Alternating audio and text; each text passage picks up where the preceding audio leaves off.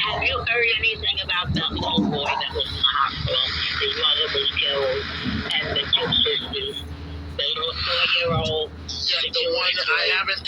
You're referring to Brooklyn, New York, where you got Yes, I haven't heard female anything. driver, You know, so yes, a basketball player shooting his hand like a gun and flying out like the same dig and stuff. You know, so I don't know what that is about, but I'm being intimidated by the police. They would, you know, I don't know his name, it's a Knicks player, I don't even know his name. So when the game is on the line, so is my name, so whatever that means. And he shooting his hand like a gun in the air. So the police always around me say my luggage is big and stuff. And this guy, Saturday in New York, in Brooklyn, going for a walk, wherever she may have been. His name is Dominic Carter. I said he supports the police and stuff. And he's saying, you know, some people would die of suicide. You know, and I've been noticing black Americans coming near me, like they want to push me to the train track. One black American guy tried to shove me to the train track in Bay Ridge. And I recorded it. You know, and I'm under FBI surveillance since I was in immigration prison. I don't know why the FBI is not helping me investigate this, but my friend Eric Garner was killed. He was under federal surveillance, so they said he was selling cigarettes. And he told me he was going to help me with my court papers against the police because the police took my home and the police went and choked him dead on my numerological birthday. I was born on July 8th, but they killed him on July 17th. I used to go to a black American church, and the prophet there is here in New York City, Bishop Jordan Ministries. He said the number 17 is also 8 because God only deals with single digit, doesn't deal with double digit. So if you have number 17, you add it together, 1 plus 7, that's 8. You know, so I used to go to that church, and I was under federal surveillance because I just came out of immigration prison. So and my friend Eric Garner was under federal surveillance. They killed him on July 17th. So I'm the only one that would understand it. That, you know, they say people that commit crimes leave codes. They don't always, you know, they always leave codes. You know. So I heard there was a kid from Bangladesh. I'm sorry to mispronounce it. The mother said that kid was being bullied in school, and one day didn't come home from school in Queens, and the police called her, said that kid was found on the track. They call it suicide. And the mother was like, no, that kid wasn't suicide, it was just being bullied in school. So I'm afraid they may try to push him to the train track. I'm not suicidal, I'm living my dream, I have a green card. I've always, you know, wanted to have a green card and stuff. But my mother's daughters killed her, and I've been trying to get justice for my mother for 10 years now. So I'm not suicidal. I'm not like the average American that commits suicide. I'm an African, and in Africa we go through all kinds of stuff. I've always gone through stuff. So I'm not suicidal. I don't know why this Eric Adams is saying they love homeless, have mental illness. And this black American guy said he's friends with Eric Adams. His name is Dominic Carter. I've been expressing or stating from black Americans. So it's putting a word out there that the people are going to be committing suicide. He has a feeling. You know, so I don't want to be pushing the train track. Because you see, I'm not the one suggesting this. So in case something happens to me, they need to investigate these black Americans like Dominic Carter and this Eric Adams says he's friends with Eric Adams. You know, so they're forming a black American gang. This Dominic Carter works with WABC radio. Now I'm afraid of being on the train. So maybe I'll just sit out here all night long. You know, my solution as legal solution, I document stuff, I go to court. Although the lawyers here don't help me, but I believe I can win my case in court. I have nothing to fear. So I'm not suicidal. I'm living my dream. I have my green card. It was stolen from me. I'm going to get it back. You know, they arrested me in 2019. Once I misdiagnosed me with depression and everything, locked me up, and I asked for a court hearing, and they didn't produce me a court.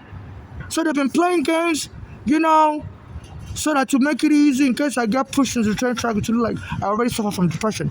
So in 2019, they were bothering me on the train, said they want homeless out of the train, and they called the police on me once and locked me up in psychiatric hospital. And they misdiagnosed me with depression and everything. So I contacted the New York Times, contacted the Daily News. I said I want the case referred to court. And on the day of the court hearing, I called the Nigerian Embassy also, so they were all waiting for me. Daily News, Nigerian Embassy, they were all waiting for me. And I think the court date was, I was arrested and put in psych ward in July 23, 2019. So 7 days later, like August, the first week of August, you know, I was supposed to be in court. And the psychiatric hospital, NY Psychiatric Hospital, didn't produce me in court. Drove me all the way from Brooklyn and came and abandoned me here in Manhattan. You know, so that my mental health state would be a mystery. So, in case anything happens to me, they need to arrest the NYU Psychiatric Hospital for not producing me in court. Because I wanted a court appointed doctor, independent doctor, to do a mental examination for me to show I'm not crazy. I was being framed up by the MTA. They said the MTA introduced a program there called Top 50. So I'm a transgender gay person. So the word top, I'm considered the bottom in the gay community. It's a very condescending word, because anything feminine, gays don't really like it. So they call us bottom with our feminine. And the guys that are masculine are called tops.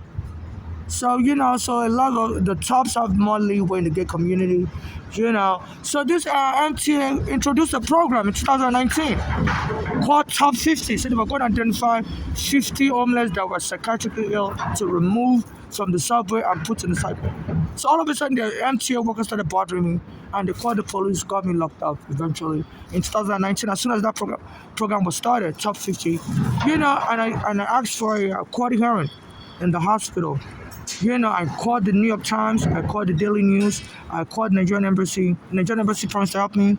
I told them like 4 years earlier in 2015, my mother's daughters did the same thing to my mother, Blanley and Flora. Strained mental illness when I got her killed in Bellevue Hospital. While she was there in Bellevue Hospital, getting treated for heart disease. So they said my mother was homeless because she's crazy. My mother wasn't homeless because she's crazy. Me and my mother was staying on Staten Island. And the buildings department vacated us from our basement apartment. And regardless said it was going to help us because they never got a court order to remove us, and they removed us on the same day. So they wrongfully evicted us without a court order. The U.S. Supreme Court has said even city agencies need a court order to evict you. Or they have to give you months' notice for you to leave. And if you don't leave, they still have to get a court order. So they removed us to the police and said basement apartment is illegal. So I regard and said, you got this case. You're going to win. And he told me he was going to help me on the same place where we stood and talked on Victory Boulevard and Bay Street in 2014.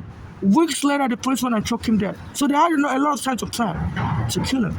And they killed him on July 17th, which is neurologically under numerology. They said God doesn't use double digits, he uses single digits. So if something happens on the 17th, God sees it as the 8th. So I was born on July 8th and the kid I regard on July 17th. So I'm the only one that can explain that. They said they were laughing when the kid I regarded these police officers. So for some reason, this Dominic Carter has been talking about some people may claim they are not suicidal and still commit suicide. So some people lie. So it's a black American, and he said he's friends with Eric Adams. And this Eric Adams said he wants the homeless removed into the sidewalk. So it's like, I hope they don't hire somebody to push me to the train track and then claim, we were trying to remove all these homeless in the sidewalk. We're sorry another one died on the train track. So, I'm experiencing violence on the train. I'm not suicidal, so I'm going to stay away from the train for a while. I don't know if it's just trying to scare me, because they say they don't want homeless on the train. So if they're putting this information to scare me, so today is April 27, 2020. Let me check. Let me confirm the date today. This is very serious. Okay, I'm sorry. It's April 28. Yeah. My camera is not clear. Yeah. So it's April 28, 2025, 04/2025. I'm here by 34th Street or 35th Street and 7th Avenue. So, so I've been noticing some black Americans trying to push me to the track.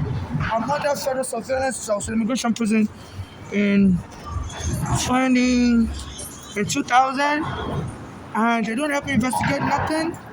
Because if I'm under federal surveillance, a black American huge was trying to push me to the track and bury it. This was like last year, and all of a sudden this Dominic Carter on WABC radio has been putting it in the air for many days now. Says some people will lie that they're not suicidal and still commit suicide. He said there's a lady in Australia. I don't know how to pronounce her name. Says she accused Epstein of raping her and said she committed suicide. So I think he's trying to You know, so I think this Dominica is trying to say she intentionally committed suicide, even though she had posted online that she didn't want to commit suicide. So I'm not suicidal. I've been through everything. When I was arrested by immigration 25 years ago, I survived all that. You know, I got my green card back. I survived George Bush. As soon as I came into the country in 2000, 9/11 happened a year later, and I had a deportation order by 9/11, and Judge Bush was deporting everybody. Even the landlords would be threatening me, you're out of here, because they were all aware I had a deportation order. Because anytime I leave the house to go to school, some of the landlord would break into my apartment and read all my papers. You know, so I've always been threatened with deportation for 25 years, even though I have a green card. So I'm not really scared. So I'm not suicidal at all. You know, I survived the immigration court, you know. So I'm not really scared or whatever. I'm also transgender, you know. You know, so I'm not anywhere suicidal. And so the police have been surrounding me, and this black American guy is shooting in here like a gun. So the police always surround me, say I have too much stuff. Actually, the train station. You know, so they say, oh, in blacks, I only allowed to have one luggage. I'm like, I can't survive on one luggage. I have my clothing, I like to change into clothing. I have my books I read. I read a lot of law books, you know. So I'm trying to file a lot of lawsuit. My mother was killed while after the U.S. immigration arrested me wrongfully, and my mother was spending all the money to pay for lawyers, like $15,000 to pay for lawyers for my immigration case. So we ended up in a basement apartment. My mother was working as a homemaker, earning just $4 an hour. So the police came and booted us out wrongfully from the basement apartment. So my mother's daughters, my mother said they were into life insurance policy for Bologna Florida, seized the opportunity to try to kill my mother because my mother has a heart problem, and they told the hospital to lock her up that she's homeless because she's crazy. You know, so our daughters are that cold-blooded, Bologna Florida. You know, so I'm trying to get justice for my mother. Even though the lawyers won't help me, I carry a lot of law books. So I'm really excited to I'm going to start filing cases in court soon. Yeah, no, I know the law. I know I've been in immigration court for 8 years. So it's simple. I can file. You know, I've always represented myself. So even though the lawyers in America ignore me, I don't care. You know, the last time my mother hired the lawyer for me, he stopped showing up in court also, while I was in immigration court. So I'd rather represent myself than have some lawyer misrepresent me, sell me out, you know, mess up my case. So you know, I don't have a child. I'm single. I'm unmarried. So I'm happy representing myself for myself, you know. If I can't fight for myself, who else will fight for? I just don't like all this danger they allow in this country where human life don't matter. And this Dominic Carter, they need to arrest him. It's putting word out there to black Americans, and some black Americans don't like Africans, that some people will commit suicide and pretend they're not suicidal, but they are suicidal. So, you know, so I don't know if the black American community wants to get me killed. Some these black Americans are very hostile towards me. On the train, they'll be doing their hand like this towards my face. I've seen them punch Africans like me. I've been getting punched also. So this is wrong. FIFA, you have to investigate this. Don't bring Africans here for the World Cup next year. They are treating us like slaves. So I have evidence that can nail these people. So I don't want to end up in a train trap. You know, I'll try to stay away from the train, but I prefer being on the train, you know, because, you know, I need to travel around here. So I have diarrhea, I always go use the bathroom. And sometimes when I get on the train, I fall asleep, you know. I get tired, I push up my car around. So sometimes they don't let me use the bathroom here in the train station. The black American workers, they call the police on me. You know, as soon as I get, the bathroom is open 24/7 mostly. By the time I go there, they tell me they're locking the bathroom early. So I have diarrhea, that's why I end up on the train. And sometimes when I end up on the train, I fall asleep. So, you know, so they're trying to scare me from the train, you know, and stuff, you know, just to, you know, I guess just to dehumanize me. They said black Americans weren't allowed in transportation during slavery. So everything that happened to black Americans there wanted to happen to me also during slavery. And this is like some form of ethnic abuse. So, you know, so otherwise, you know, I'm okay, you know, homeless, you know, not really, I don't really like being homeless, but I know I can go to court, fix this legally, you know, and write a book about it, you know, and stuff. But I don't want nobody killing me and doing a movie about me in my absence, you know, because I'm suspecting, why should anybody want me dead? Are they planning to do? So in case I'm killed or whatever, only civil rights organizations should represent me or activists. I provided they did not deny me help in the past and get justice for me and my late mother. and give the rest of my money to charity for those suffering xenophobia like me. You know, I'm going to try and stay away from the train. I don't like the message they're sending. That if somebody dies of suicide, it may mean, the person wanted to die. They said this lady in Australia was posting messages that she didn't want to die of suicide and she ended up committing suicide. But some people are alleging maybe she was killed. People are alleging maybe Epstein was killed also because they said all the cameras in the federal prison was turned off. So they need to look at, they said it's a popular crime. Homicide disguised as suicide. They say a lot of killers do that. They will arrange the crime scene to look like the person committed suicide. Okay? So they said that happens a lot. So I'm very frightened.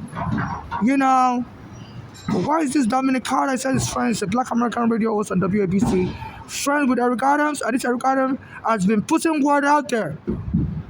Saying once homeless are arrested, they're mentally ill. They said a lot of killers would prepare early for the cover up early. They said there was a guy. I used to watch Court TV, and they said there was a guy. He killed his wife, and he called 911 after that, and was crying. Said his wife is dead. His wife is not coming back. His wife is not coming back. And the police, through that recording, they were able to find him guilty. So why would he know his wife is not coming back? Because he killed his wife and said his wife is missing, and he knows he's not coming back. So through his own statement, he was overly concerned, and the police was suspicious of him. I think it was in Ohio. The case happened in Ohio. The police was suspicious of him. That okay, if somebody's missing within 24 hours, why are you crying that this person is not going to come back? I think it was already suggested that the wife is dead. He knows she's dead, but he claims she's missing. He does, So they started looking through his credit card records, through the video surveillance, and they saw him. Days earlier, he had bought bleach. He had bought duct tape. So he was preparing for the cover-up before he killed the wife. He went to a store, used his credit card to buy plenty of bleach. So he killed the wife in his house, and they saw it, he did laundry that same day, killed her, and they noticed he used a lot of bleach. So some people prepare before, So this Dominic Carter talking about some people who commit suicide and pretend like they're not suicidal. So in case anything happens to me, they need to look at the case like that. So I don't know why some of these Black Americans hate me because I'm trying to sue and get money. They say they can't get reparation. And this Eric Adams is putting word out there that some homeless are depressed, and the Black American guys are following me around. So I don't want them to push me to the train track. And this Black American basketball player, I don't know his name, he plays for the Knicks. He has his finger up in the sky like a gun. And then Nike puts the word big after that. They say when the game is on the line, my name is, I can't really anything. So I accuse a lot of these politicians, like Eric Adams, of being corrupt, and he has now said he's very concerned about the homeless mental state. So when the games is on the line, so is my name, and he does a gun like a gun. So if the Black American community knows something, but I as an outsider, they're not telling me, so I'm getting a lot of hostility from Black Americans, and and Nike sponsoring the ad, say big, and the police also around me want to fight me, say your luggage is big, it's big. I'm like, okay, I'm allowed to have luggages. They said the governor changed the law saying no more luggages last year. So, okay, and it's around me, I criticize this governor a lot. So between this governor and Eric Adams and this Dominic Carter on WABC radio, if anything happens to me, I think there's more of them. But these are the few, I'm naming tonight because I'm tired of it. I can go on and on and on and on. But I'm going to go to court and file lawsuits. I can go on and on and on and on and on, but I'm tired of it. I just want to sit down and rest. When I push this around, I get tired. So late at night like this, I always sleep. And I don't like my sleep to start either because I always have a long day. I'm trying to type all my court papers. I've been reading law books, long things, So I'm just trying, but I listen to the radio a lot because anytime they say some suspicious stuff on this WABC radio, the police will surround me afterwards. some other further surveillance. I use an earphone. I don't play my radio loud. I had to remove my earphone just to so my video recorder will pick up the voice. I do have I think I lost my earphone. I want to show you a copy of my earphone. I want to show you my earphone. I think I dropped this. Okay, here it is. So here's my earphone. So I'm not disturbing anybody. I don't play my radio loud on the train. But I had to remove the earphone so that anybody watching this video will be able to pick up this WABC radio. So the owner, Cat Mercedes, is friends with Trump, and he's been saying immigrants are invaders. So so I'm under FBI surveillance for 25 years now since I was in immigration prison. So they say once you're under FBI surveillance, I have multiple cell phones. I record everything. So they say once you're under FBI surveillance, they can, even if your phone is turned off, you can still listen in to the background noises no matter how low it is. Even if it's your radio, your earphone. So anytime I'm listening to this WABC radio, this one it starts spewing out this rubbish. This Dominic Carter, they said this WABC radio is also being protected by FBI agents. Because there was a guy that works there called Sleewer. I used to listen to him while I was in immigration prison. He's been working there for 25 years or more. He used to do a show with Ron, they call it Curtis Sleewer and Ron Kubi. And for some reason he used to talk about Nigeria a lot while I was in immigration prison. I don't think he knows about my case then. But this Curtis Sleewer, I think he has some attraction to Nigeria. While I was in immigration prison, I would listen to his show on WABC 25 years ago, and he would talk about Nigeria a lot, so I always listen. I think his partner, Ron Kubi, said he went to Lagos, Nigeria at some point in his life. So they said Curtis Sleewer used to expose the Italian mafia here in America, so they were shooting at him. So since then, he's been under FBI protection. So anywhere he is, the FBI sent their agent to protect him. So I believe this is the connection between WABC radio and FBI. So Curtis Sleewer he works there, but he temporarily left to run for mayor. So they have a lot of FBI in that station. So and they're used to sending information out there. Anytime I'm listening, they will just be scaring me. They say some people will commit suicide even if they pretend like they don't want to commit suicide. So this is Black American radio host, and they have no right to be putting words that are scary out there. I'm not suicidal. I'm pleased. And the FCC need to get involved. Need to put that Dominic Carter out of there.